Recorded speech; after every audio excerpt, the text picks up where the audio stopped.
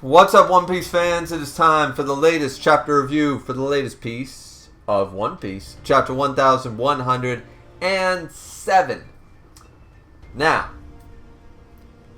this chapter dropped today, dropped a couple hours ago, and I want to talk about the chapter because I think that the chapter was pretty good and there was a lot of, cool things. At the beginning there was some coolness, at the end there was some big things like, oh damn. Nobody seems to care about that in the community. I don't care what social platform you've been on since. All I've done is get bombarded and just seen Reddit, YouTube comment section, Discords, Twitters, etc., etc. Doesn't matter where you go. You go on TikTok for God's sakes by now. And all anybody cares about is two scenes and power scaling them to shit. To shit on one fan base and character, or to shit on the other. Or to praise one and shit on the whatever. I think I'll talk about that at the end of the video, okay? I'm going to skip them for now. I'm actually going to talk about the chapter. Because the power scaling, the argument, and debate just sort of bothers me at this point. It's just sickening. It's like, can we actually focus on what's going on in the One Piece chapter and not just two little, which by the way, 2 pages. Out of all the pages, there were 2 pages. So, yeah. We'll talk about that at the end. So if you don't care about, let's just call it, the Zoro and Sanji scenes, the Zoro and Sanji debate, the one's a fraud and one is the GOAT argument all over again. If you don't care about that, perfect. We're not going to talk about it to the end of the video, and I'll let you guys know when. I forget how to timestamp, but I'll let you know. That being said, let's start off with the actual chapter, which once again I thought was pretty good. Cover page is just an art request with Law and Beppo and stuff like that, but the opening bit, which the end part had Dory and Baragi, which I'm more partial to Dory myself. I always like Dory, but I like both of them. But Dory, it just looks so much cooler to me. He's got the big long beard and stuff. Anyways, they show up like, let's go. We got this. The giant pirates are back, baby. And they are going forward. And it's not just Dory and Baragi. They literally brought their giant pirate crew, the giant pirates, the giant warrior pirates are back. There's this big spread where we see all these guys. There's Kashi and Omni. I forget his name. But yeah, they show up and it's this huge thing, this big spread, and it's so cool. It's like, okay, this is a force. This is a force to be reckoned with. Like, these guys are one of the most notorious, feared pirate crews outside of like the big names like the Yonko and I guess the Revolutionary Army. Like, these guys would be a contender for the world government going, God damn those warriors from Elbaf. God damn the giant race, So yeah, these guys are here. They look awesome and they're just like, we're just going to take them down and stuff. And by the end of the chapter and stuff, it's like, yeah, they have been just destroying the small ships. Dory and Bargain were like, don't forget, watch out for that cannon fire. It can still hurt us. But, just be conscious of where you're swinging and when they're firing at you. Dodge and swing, dodge and swing. Wax on, wax off. We're about to decimate this side of the island, right? So that's pretty awesome to me. I think it's great. And Usopp immediately sees them, acknowledges them like, my masters, my guys. It's like, I am the apprentice giant warrior pirate, the brave warrior of the sea. And he's just so happy. Of course, they don't seem to hear him or anything like that. He's like, I'm so grateful. What are they doing here? But I guess this operation was already lorded in the news before it even began to sort of hype up the world to be like, yes, us Marines, we're going to that devilish, evil scientist Vegapunk, and we're going to not only dispatch him, but the Straw Hat Pirates, up and coming upstarts that they might be Yonko for 5 minutes, but we're not going to let that stand, or any of this stuff, right? So we don't see the news article or what was said, but it's implied that basically not only did Kashi and once again, forget his name, but they probably showed up to the island. They got Dory and Baragi, so they're saying that it's likely. This is all speculation, by the way, and it basically says that they are. It's most likely that they went there, and it's speculated by I think Nami that maybe they went there to go get them or something like that. Once again, Dory and Baragi don't see them or anything like that quite yet, but they are here to assist them and stuff. And Usopp's like, they're here. It's like, I was worried we wouldn't see them in Elbaf, but they're here. This is great. They're going to help our escape and all this stuff. Also, a quick rundown. We get this little, like, narrator note. If you guys have forgotten, because this was like 20 goddamn years ago, these are the giant warrior pirates, and they had this century-long duel, blah, blah, blah. They claim it also is at an end, which I think maybe wait for the official translation to come out, because as far as we knew, the battle wasn't actually decided at an end. They decided to sort of start all over again by the end of Little Garden, as far as I remember. So it hasn't stopped yet. Now, that being said, when the two other giants probably showed up on the island after Usopp and the Straw Hats said, yeah, Dory and Braga, they're still on that island, they're still fighting. They probably went there and said, hey, we met up with Luffy and Usopp and stuff, and they're awesome. Can you guys come back to Elbaf? We sort of need ya. And they're like, okay, so whether they decided on the duel, postponed it, whatever, right now they're co-captains, they're back working together. I don't think they set aside their duel. Like, did they finish their duel? I don't know, but either way, yeah, the chapter claims they finished or settled their duel, but I don't see it, so, yeah. Anyways, so yeah, so they come by. This is just really cool seeing them and, like, Usopp just being like, yes, my masters are here, Master Dory and Master Broggy, like, I can't wait, but they're here to help us get out of here and escape, so we got to do our part. Where is everybody? We need everybody. And then, Brooke is there having a cup of tea, yo ho ho ho, and mentions, we're almost there, but we won't have time for tea.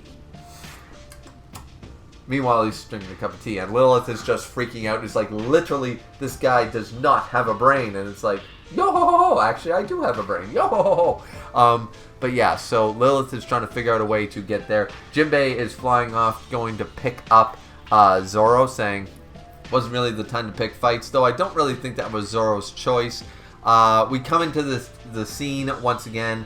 A quick overview is that Zoro and Lucci are still clashing, but we'll get into Lucci's trash talking and the fact that it's just a quick page. We just see them like ching and clash and stuff like that.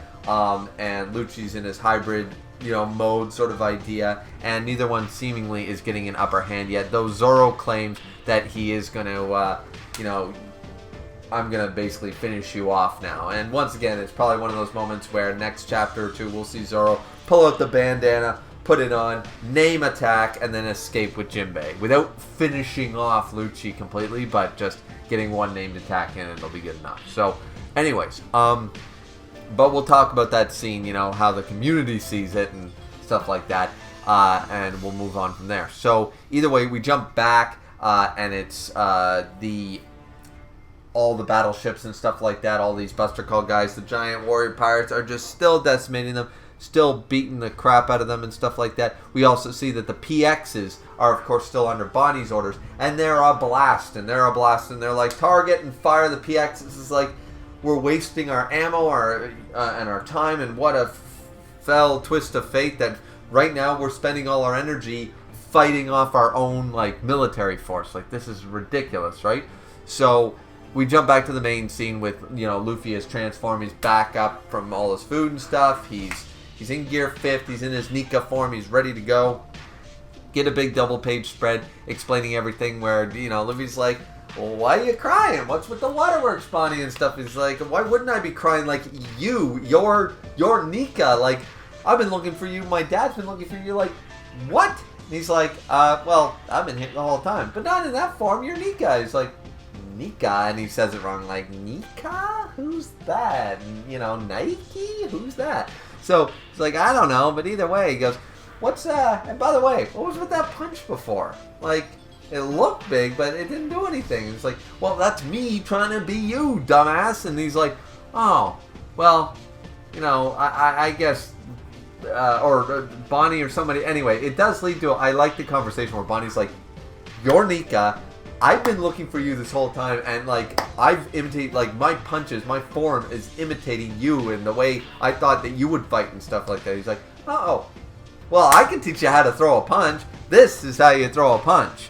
And so he gives a big wallop, to Saturn, which is definitely a booming Dawn Gatling, and it's pretty badass because Saturn takes it. Though we see Saturn looking like he's attempting. I don't think it's supposed to be Conqueror's Hockey. We don't see any of the lightning bolts or any association with that. I think he's trying to do that thing where he paralyzed like Sanji and Frankie and everybody like that. And I can't move and stuff. He tries to do it to Luffy as he winds up. He does spit up a little bit of blood and stuff and go, that hurt. He goes, well, that's not enough to stop me. He shrugs it off completely, and then booming Dawn Gatling into the face, and it's Gum Gatling. So and Saturn takes quite a hefty bit of damage. Everyone looks on, and then he ends it with one big boom, and down into one of the buildings he goes. This is where everyone's like, okay, now we can escape. Bonnie, we got to get you out of here and stuff. He's like, Vegapunk, we got to move you. And he's like, listen, I've been a doctor a long time. And though I might be the most naive fucking scientist of all fiction, I still know that, I'm sort of bleeding out right now. And moving me is a little bit dangerous. I've seen enough medical dramas and watched enough seasons of MASH to know that, sometimes moving a body is what ends up killing them. Like, if you can't perform the surgery right here, right now, without moving the body, they're likely going to die on transportation. And he's just like, no, so you have to leave me and stuff. And this was Kizaru just shows up, closes his eyes, and he's like, you'll be dead either way, all of you. And he fires, and boom, there comes in a boom, Sanji. We don't know what he did exactly here, like if he used Ifrit Jambe. I've seen a lot of people say that and stuff, and we'll talk about this scene. But either way, at the end of the video. But so he ends up like kicking it away and seems to sort of block it, but it sort of like peters out in all directions sort of idea. So he ends up blocking it or kicking it, and it just disperses into harmless light and stuff like that, right? So he manages to do it. As I said, we'll talk about this, but Kizaru's sort of like giving this like, wait, what? And it's like, Kizaru, you're shocked. You closed your eyes, fired a gun, and then was wondering why you didn't hit something? Like, I'm pretty sure rule number 1 when you're trying to kill someone, do not do one of these. Do not do this. Something that you didn't expect might happen. But anyways, so Frankie freaks out and says, like, what? How did he do that? That was a freaking laser. And this is where Sanji says, oh, baby, love can't, your light can't hold a candle to love. It's Love Shack, baby. And this is where Kizaru basically says, okay.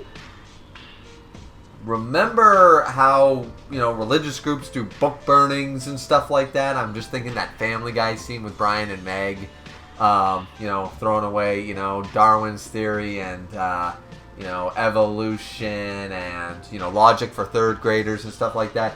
Basically, Kizaru's like, okay, but we're going to have to get rid of all of physics and all the physics books for that explanation to make sense. Can't you just say, like, I'm strong? Like, that would make more sense, Sanji's like, it was a power of love. It's like, no, seriously. How did you kick the laser beam? Is it the new exoskeleton? Did you use Ifrit Jambe? Was it some hockey? Did you hockey up your leg? Is it the cool hover boot thingies from Vegapunk that are heavy duty, but apparently very lightweight and comfortable? What did you do, bud? So that's what Kizaru was asking and stuff, right? But this is where this gives the opportunity for everyone to sort of get away. It seems that Frankie and Bonnie are getting away. They're still trying to transport Vegapunk in some way without disturbing him. I don't think that's a good idea, but it's going to happen now. So it seems like Sanji and Kizaru are going to face off, but we also see that... oh, never mind. He left Vegapunk there. Yeah. I'm getting confused here. It looked like Vegapunk was inside of Atlas's body, but it was more of a Kuma on top of Atlas and stuff, so they all end up getting away. And Vegapunk's still lying there basically like, leave me to die. And for once, the characters were like, don't say that. They're like, well, he's the doctor, and he's saying if I move, I'm dead anyway. You might as well just leave me here. And they're like, we gotta go. Let's get the hell out of here. And so it's Sanji and Luffy. Luffy didn't follow up against Saturn, and Luffy's like, okay, yeah, ha ha ha, and he's laughing and stuff like that, and he's like, I'm ready to go another round. So Kizaru's like, shit, so I really gotta make up for all these lost points I'm making on my report card here. I really gotta do some shit. And Sanji has a badass line back, basically saying, you know, you better draft an apology letter because you're not getting any of us, you know. And so yeah, so Kizaru's gonna now square off against both Gear 5th Luffy and Sanji. So that's pretty cool. Now this is where a really interesting part of the chapter happens, where Katarina Devon and Van Augur are both here, and we get some surprising information. Now, first and foremost, they showed up. So these were the Blackbeard pirates that showed up. Now, correct me if I'm wrong, but wasn't Van Augur on the ship with Blackbeard? Was he not there up against Law?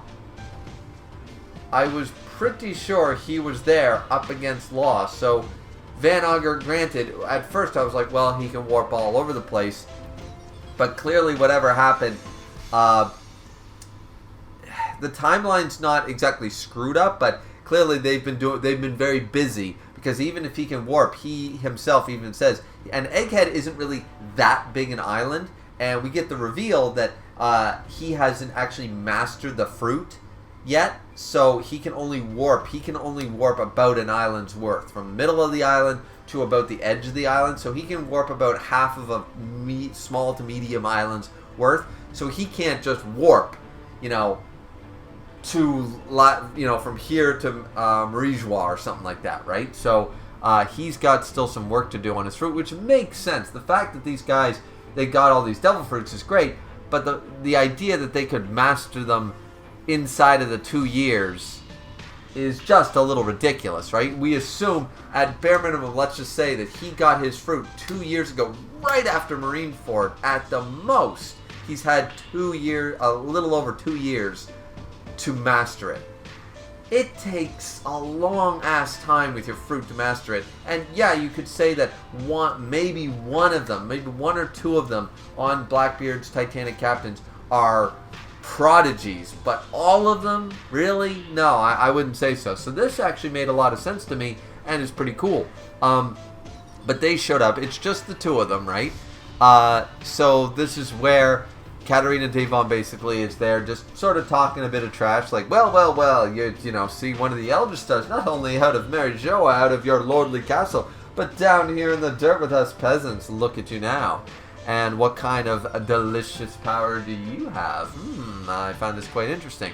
Now, we know that Katarina Devon has basically the improved version, or the mythical version, or what have you, of Bon Clay's fruit, in a sense, right?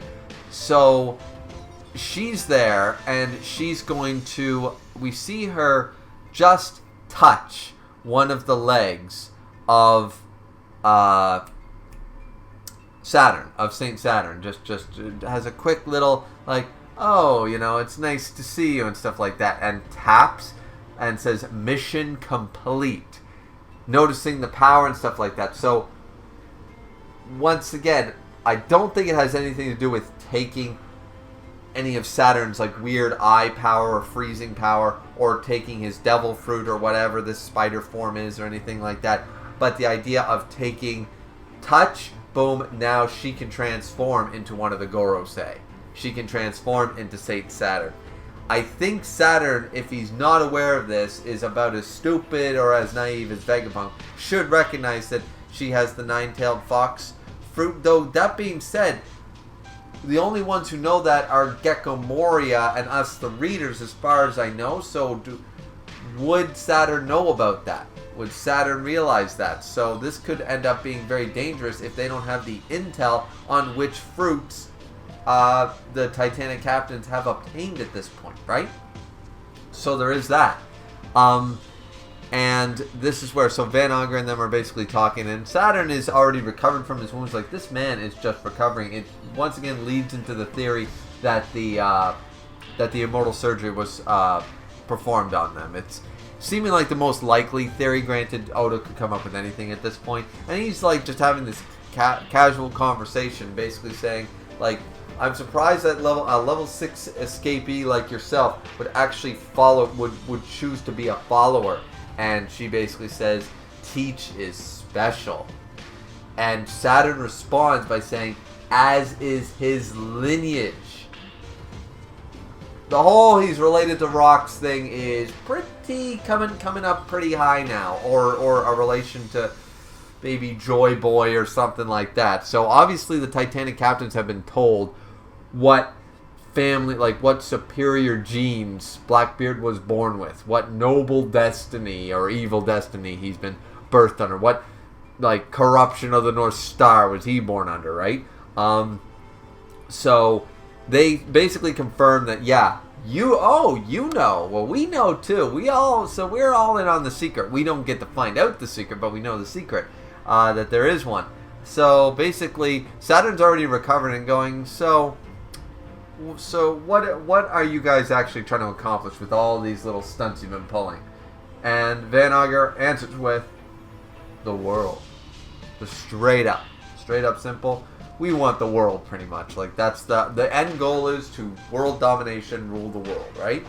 And Saturn attempts to attack them. They disappear with the warp powers, and Saturn is left to his own devices once again, looking completely healed. Here at the end of the chapter is where, as I said, we get the confirmation that Katarina Devon's like, hey, wait, we're still on this island. Couldn't you have warped us any farther? He goes, I can only warp us so far. I haven't mastered the use of this fruit yet and stuff like that. And then Caribou, this damn useless sack of quite literal shit, is here going, oh my god, Katarina Devon, Van Auger, I never thought I'd meet you, please, teach us. Now, is he full of, I have a question. Is he simply saying this to get away from the Straw Hats and all that stuff and face consequences? Is he just saying whatever he thinks will get him the hell out of Dodge? Or is this actually true? Is he coming from this, like, I'm a pirate like you, okay, that's true. My name's Caribou, that is also true. But I've been looking for you guys forever, I like completely forever. And it says, for you guys, for like ever. Now, I've been looking for you guys for like ever. I mean forever. Right out of the gate. Not that I know who this would be, but for some reason that slip up seems on purpose. As though it's someone impersonating Caribou. I don't know who it would be, but just that one little like acting girly. I have been like totally like, alright, gotta put the acting drops, gotta put the the eye drops in, squeeze them in. I have been so looking for you guys for like ever. I've been looking for you guys for manly boys forever, absolutely, yeah. And Teach, he's my idol, he's my god, he's the Lord, the Shah, he's everything, he's the boss, the king, he's everything to me. I would totally like. I definitely wanted me to please, just doing this. It just feels two things. It feels like that was a slip up in mannerisms trying to impersonate Caribou. And the other thing is that it's also a possibility, even if it is Caribou, the reason he's tripping up like this is because he's trying to act his way out of it. Being like, I set sail because I wanted to be exactly like that great man, Blackbeard Teeth. He's my hero, he's my idol, he's my everything, he's my wet dream, and I know something about getting wet around here, So, yeah, I've always dreamed of being a part of your crew and stuff. So, two things. One, there are three possibilities. One, it's genuine, and it's the most unlikely one, in all honesty. Two is that, and it's the one I'm prescribing to the most, is that he's just using this as an excuse to get out of Dodge. He will say anything, do anything, be anything to get out of his current predicament. And three, the third possibility, and it's only because of that one thing, that very hair, nails, clothes, shoes, you know, that Kardashian TikTok star sort of way of talking that was a slip up and he corrected himself immediately. That potentially this is not actually Caribou, but somebody posing as Caribou. I don't really know who. I don't have a theory on that. It's just the way that speech went, kind of weird to me. But anyways, so that's the actual end of the chapter, right? That's the end of the chapter. That's the end of the chapter review. I thought it was a really good chapter. So yeah, that closes us off. So if you're not interested in the whole Sanji Zoro toxic debate stuff, which I hope that won't be very long. I'm only going to spend a few minutes on it. But yeah, I wanted to actually talk about the chapter itself, enjoy each aspect of the chapter, and then talk about the bullshittery that is the One Piece community. So, 3, 2, 1. So, early April Fools on that one. I'm actually not going to discuss that or debate the power scaling side of that. Well, I sort of am. Just not in this particular review. I just finished ranting and raving about it, talking about each aspect, what I liked, what I didn't like, sort of idea about both scenes, and compared them and sort of talked about each one and how the community went nuts over something small or went, you know, didn't go nuts over something big or something like that. About the two Zoro Sanji scenes, right? And I went on a little rant about the community at large, you know, not focusing on all the cool other things that happened in this chapter alongside. But yeah, so instead what I'm going to do here, I'm going to end the review instead and keep the video sort of shorter. But then I'm going to re-release, I'm going to try to edit, you know, this stuff out if I can. You know, because I usually make the graphic and try to record it all at once. But I'm going to release that as a separate video. Just as a, let's talk about the Zoro Sanji scene from chapter 1107, right? Let's talk about it, and I'll just make that different. I'll make that different, okay? Because I don't want this to be, you know, I know I've paused and stuff like that, but I'm already up to like you know, 45, 50 minutes here already on the timer here. So, even with, you know, breaking and pausing and stuff like that. So, I don't want the video to be that long. I think the review is only going to be a good, like, you know, 25 odd minutes. So I'm going to leave it at that and just call this a half-hour review and say, yeah, good, and then we'll do the rant video as a separate entity, okay? So stay tuned to that if you're actually interested in that part, you know, because I really did want to talk about the chapter a lot more than talk about the Zoro Sanji crap. I really did. So, but I still need to acknowledge it, so separate video for that. But I hope you guys enjoyed the chapter, because when I first read it, I enjoyed the chapter. I really liked the chapter and stuff like that. So, and I still do. I still think it's great. So I'm very interested to see what the next chapter brings us, stuff like that. No break next week apparently, so that's pretty cool. Don't forget to like, comment, and subscribe as always, and we'll see all you guys back here next time for the next piece of One Piece. I'm looking forward to it. Hope you guys are too. Sayonara, everybody.